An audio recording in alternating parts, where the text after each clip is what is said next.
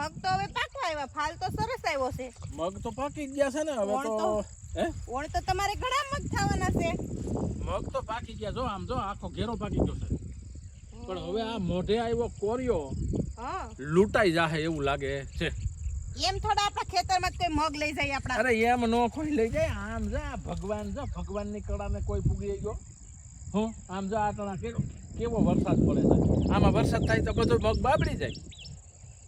ભગવાનને હાથે 1000 હાથે દે છે ભગવાન, બરોબર. માગ્યું મોટું ભગવાન જે પણ હાથમાં આવીને કોરિયો લઈ લે. એક તો સરકાર શ્રી આમાં કઈ સહાય તો ન જ તો ભગવાનની ન જ. જો 4-5 દી જાળવી જાય ને તો આમાં કંઈક આપણે થોડુંક એમ કે વધે, પણ આ લગભગ નહીં વધવા દે ભગવાન ભાઈ. આમ જો આ વરસાદ પડે એ તો જવો તમે અટાણે. પણ વધે કે ન વધે, હાથમાં આવેલું કોક સીનવીને લઈ જાય તો કેવું થાય? તો પછી એ જ વાત છે. અટાણ હું ત્યાં મહેનત કરી કયો આ વાવવું, બિયારણ, દવા, ખાતર, પાણી, અને એક તો પેલા અત્યારે મજૂર ક્યાંય બેઠા જડતા નથી. આ કામ તો કરવું હાલો, પણ મજૂર ક્યાં? આ મજૂર વગર તમે શું કરજો? ભલે આધુનિક ખેતી થઈ ગઈ અટણ, પણ આમાં હાઈવેસ્ટર હકવવું હોય તો હાઈવેસ્ટરમાં વારા નથી આવતા. હાઈવેસ્ટર અટણ કાંગમાં હાલે છે, મગની સારીઓ નથી કરી. એકાદ બે હાઈવેસ્ટર પેલા રાખવા જ પડે. ઈ લોકો છે ને વયા જાય છે ઘઉં કાઢી. હાઈવેસ્ટર તો આપણે આગળ લઈ લઈએ, પણ ભગવાનમાં કંઈક આપણને આમાંથી ઉત્પાદન મળે ને ભગવાન લેવા દે તો હાઈવેસ્ટર લઈ લઈ લ્યો. નકર હાઈવેસ્ટર કેમ લેવું આમાં? પણ ઊભા મગને કઈ નહીં થતું હોય વરસાદ આવે તો. ઊભા મગી સિંગું તો ખરે નુકસાન તો થાય ને અટાણે એમ. એટલું તો પછી બીજું તો શું ભોગવવું પડે. અચ્છા ઈ કઈ દખ નથી. ઈ તો લંકા લેહે, વૈકુંઠ લેહે તો લંકા તો દેહે ને ભગવાન ક્યાં રહે? આમાં નિષ્ફળ જાય તો ભગવાન માંડવી હારી નહીં છે. માંડવી વાવશું તો ખેડૂતને આ જ કરવાનું હે. આમાં ન દીધું, આ મોલમાં ન દીધું, આવતા મોલમાં આપણે લેવું તો આવતા મોલે એવું કઈ ગઈ છે. ખેડૂતનું ભાઈ એવું જ હોય, બિલણ માયલું કામકાજ હોય. જુગાર રમતા હોય ને બિલણ કરતા હોય ને એ જ માયલું આ ખેડૂતનું છે. ઘઉં કાઢી લીધા, ઘઉં કાઢીને અમે આ મગ વાવ્યા તો મગમાં અમને આયસા હોય કે ઘઉંમાં કઈ વધ્યું નથી. ઘઉંની બજારે ન રહ્યું, સરકારશ્રીએ ભાવે ન એટલા આપ્યા, પણ તો અમને એમ હતું કે મગમાં થોડુંક આપણને ભગવાન દે. આ મગમાં તો ભગવાને દીધું તો ખરું ફાલ ફૂલ ને આમ તો આ કેવો ફાલ છે. પણ હવે અટાણા 4-5 દી જો ભગવાન સારવી જાય, વરસાદ મેઘરાજા ન આવે તો જ આ અમારા હાથમાં આવે, નકર તો આ બધું ખાતર થાય. પણ ખેડૂત પાસેથી એક વસ્તુ પોઝિટિવ લીધા જેવી છે બધાએ. ગમે એ ધંધો કરતા હોય તો આપણે વિચારી કે આમાં મને શું થાય, નફો થાય કે નહીં થાય. આપણે નફાની આશા રાખીને બેઠો હોય. ખેડૂત શું કે ખાવાના એમાંથી નીકળી જાય ને મજૂરીના નીકળી જાય ને એટલે બસ. અને આપણે બધા નફા પાછળ દોડતા હોય. અને જો નુકસાની જાય એટલે પંખે સીધું ડોયડું મારીને લટકી જાય. પણ ખેડૂત હજી સુધીમાં એટલા બધા કોઈ આ દર વખતે એની તો આવી હોય માઠે દશા. ખેડૂએ કોઈ દી વિચાર્યું જ નથી ને ખેડૂએ કોઈ દી કોઈ પણ બાબતે સેમાય હિસાબ જ નથી કર્યો.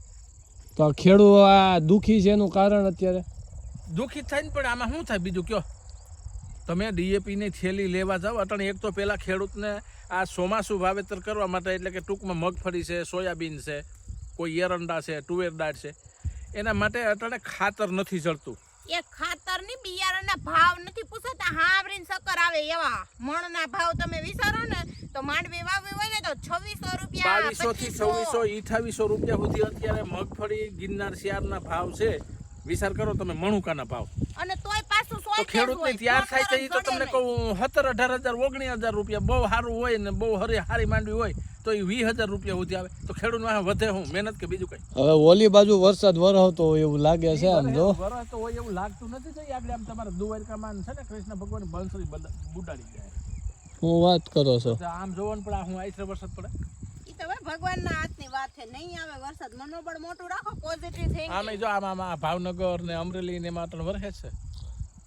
પણ ભાવનગર અમરેલીમાં વરહે છે. આપણે એક કામ કરીએ, આપણે હે ને આપણી પાસે હવે એક જ રસ્તો કયો? શ્રી રામ જય રામ. વરસાદ નો આવે તો કેમ ખેડૂત ભેગા થઈને ધૂન બેહાડો? તો નથી આવવા દેવો તો બેહાડો. વાત સાચી તમારી, ધૂન બોલે, પણ આમાં થોડું ભગવાન કઈ કરી દેવાના છે. એ તો નો આવે એટલે ભગવાનને એમ થાય કે હવે મારો ભક્ત મુનાણો છે, અને આ એના સૂર સાંભળીને ભગવાન મોહિત થઈ જાય છે, એટલે ભગવાન વરસાદને મોકલે છે. અટાણે તો ધૂન બેહાડો એટલે ભગવાનને ખબર જ છે એ કે મારી તો કઈ એને જરૂર જ નથી ને.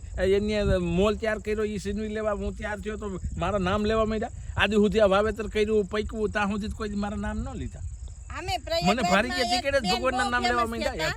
નાના એવા લડ્ડુ ગોપાલ લઈને પ્રયાગરાજમાં ફેમસ છે. એમ કહેતા હતા કે છે ને લગભગ 28 આવશે ને 2026 27 28 તો નહીં આવે, તાજી હાસા માણસો હશે ને ઈ રહે ને પાછો સતયુગનો પ્રારંભ થાય ને કળયુગમાં બધા એવા નથી એવા હાલે એવા ને બધાને વીણી લેવાના છે એટલે તો યુદ્ધ ને એવું થાય છે નીચે નરેન્દ્ર સાહેબ ધબધબાટી બોલાવે છે પાકિસ્તાનમાં ને ઉપરથી જો ઇન્દ્ર સાહેબ હવે વરસાદની ધબધબાટી બોલે છે આપા જો વાતો કરતા રહ્યા ને તમે તો જો આ માથે ઊભો રહી ગયો વરસાદ હવે જો આમ ખાલી હે ને આમ વયો જાય ને એમ ન જાય નહીં જાય નહીં ત્યાં તો બગીચા હતા ગીરમાં તો બગીચા હતા કયો એની તો પથારી ફરી ગઈ એની તો પછી પથારી ફેરવી નાખી પણ હવે તો આ ખેડૂતની પથારી ફરે છે ઓલો બગીચા વાળા હોય તો બિસાડા ઓણ તો એમાં તો હું ભાઈ આંબામાં કે કાઢ લેવાનું નહોતો બહુ પુષ્કળ ફાલ લાગ્યો હતો પણ જે એવી ઋતુ ફેરી નથી મોર બધો બરી ગયો અને થોડા જાજુ બિસાડાનું ભાગમાં વધ્યું હતું તો વરસાદ થયો એટલે કેરી કાસી ઉતાર લેવી પડી એટલે તો હું જા ગુવારે કાસે કાસો ઉતાર લવા પાકી જાય ને વરસાદ આવે ને ઈ ઉગી જાય ને કરતા હોય લઈ શાક તો કરું એટલે કોઈ પણ આપણે એમ કહેતા હોય કે ખેડૂત પૈસા વાળો છે પણ છે પૈસા વાળો પણ અંદરથી તો ખેડૂત દુખી ને દુખી જ તે પછી ગુવાર શું કરવા લેશો